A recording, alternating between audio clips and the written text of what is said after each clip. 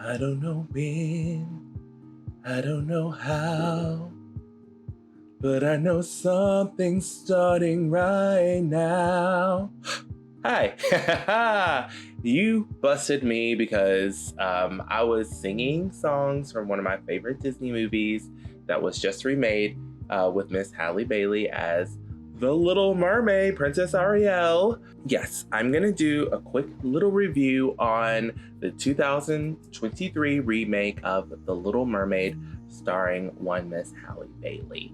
So, this was the first live action Disney movie that I have watched. I really had no desire to see any of the other ones, but this one was announced and there were just so many feelings around Halle being cast as Ariel, and I just said, I have to see this. This was the very first movie I ever saw in the theater, so I have to see it. So I went into this with an open mind, and I gotta say this, when you do a Disney movie, it's all about the music. And for this one, I think that you got to master 3 songs to get a 10 out of 10. And that's going to be Part of Your World, Under the Sea, and Poor Unfortunate Souls. Those are like the bedrock of Little Mermaid. And mastering those bops makes the movie. So Part of Your World, no notes. The moment Halle opened her mouth and started singing, I was in full tears. Anytime she sang, I was just there for it. Her presence on screen was amazing, and it was glorious and everything I wanted, and no notes at all. But Under the Sea, ooh, it fell so flat for so many reasons. First of all, being Daveed Diggs' accent. Like, I remember leaning over to my friend and going, oh, that accent's not good.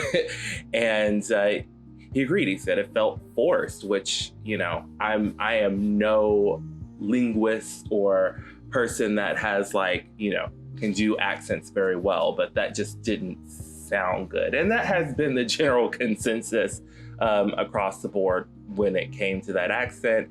Daveed took a job. This was all about casting and whoever wrote that character, because it's like, y'all, you didn't have to give him a Caribbean accent. He could have done something else.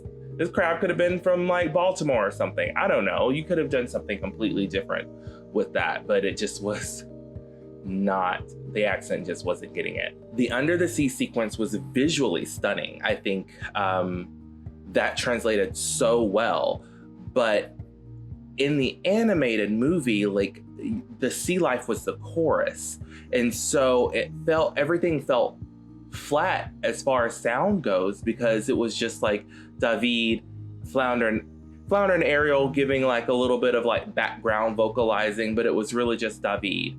And I was like the sturgeon and the ray have to sing, or the fluke is the Duke of Soul, and all that stuff you wanted to see, but the visual was there, but the sound it didn't make it. And I feel if they added a chorus from the other sea life, that probably would have made it feel more rich. Same thing with Kiss the Girl, the little guppies singing along and stuff like that, or tadpoles, whatever they were in the animated series. Again, you had this chorus from the other aquatic life forms or whatever.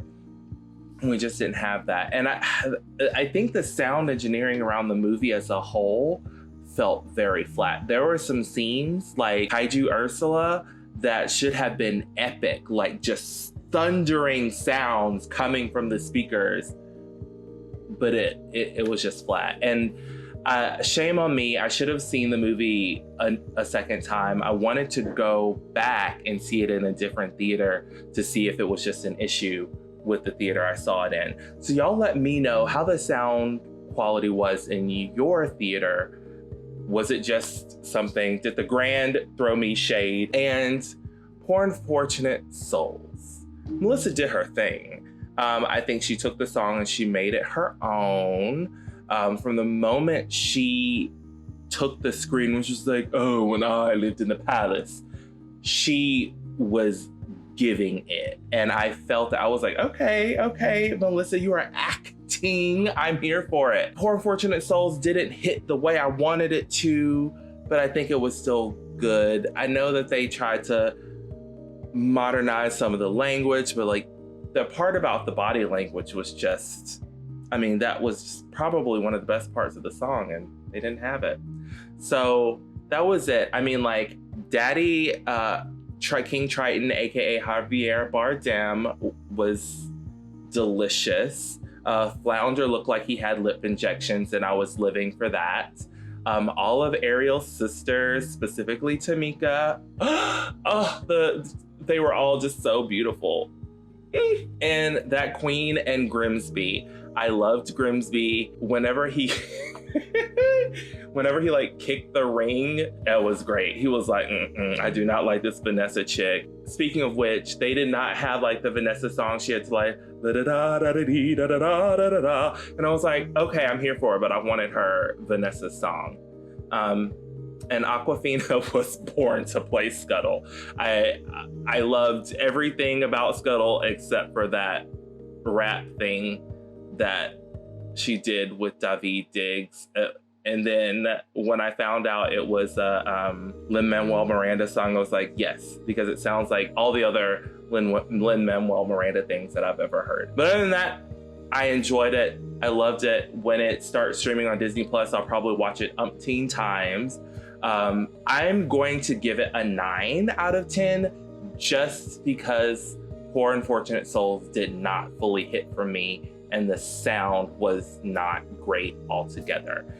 If that was just a theater thing, y'all let me know, because I'm truly interested to know what your like sound experience was watching The Little Mermaid. So, bye.